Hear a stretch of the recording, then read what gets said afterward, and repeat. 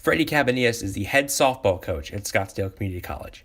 He's in his first season as the coach of the Fighting Artichokes, and it's the culmination of a journey that began when he himself was a ball player many years ago. The man affectionately known as Coach Cabo is loved by his players, and he's working on instituting a cultural shift around SCC softball and making that program one to watch in the Maricopa Community College District. I spoke with Cabanillas this week on a variety of topics, including why he chose softball over baseball, how highly he values education, and who his mentors were growing up. Why softball? What's the debate to be had between baseball and softball, and why coach softball over baseball? You know, obviously I didn't grow up playing softball. Right. You know, I grew up playing baseball.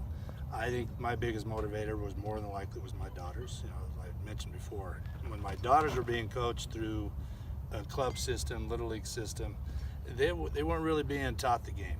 Not the game per se. They're catch and throw. They weren't being elevated. They weren't being shown, you know, the proper mechanics, things like that. And often discussion came, well, your daughter can't really play. You know, and for me as being a coach, so if you're going to be in this sport, any sport, as a coach, you got to teach. You want to show and give everybody the opportunity, especially if they want to come and play.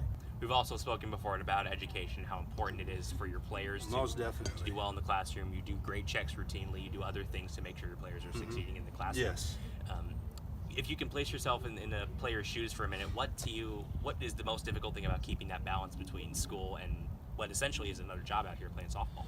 Yeah, you know, a student athlete, it's tough. I mean, it's hard enough just being a student or just being an athlete, but when you're combining the two in college, you have certain criteria you have to stay with. You know, you have young ladies wanting to become nurses, doctors, lawyers, business people.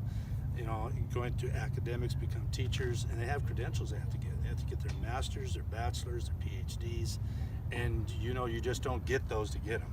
You have to work to them. So the work ethic is strong. You know, that's the biggest thing to me, is hardest thing for a new student coming into college is that in high school, it's kind of outlined for you. You know what classes you have to take and going to take. Everything's put in there for you.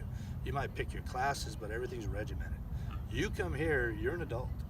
You're put on your own shoes and you put on your own hat today. You have to make things happen. Professors here are going to treat you accordingly. Coaches here are going to treat you accordingly. You played baseball back in the day. Who were some of your mentors when you were a player and as you wound your way through the coaching ranks to here at SEC? Mentor for me, you know, was Clint Myers. Myers. Coach Myers was a major mentor for me back in the day when Casa Grande High School. He came out there in 1976 and started coaching us, and he opened up a huge door for all of us as athletes, helping us to understand that we could go on and play college ball. We were from a very small town, but he elevated our play. He elevated our mentality. He helped us to understand it's discipline. If you really want to do this, it takes a lot of discipline.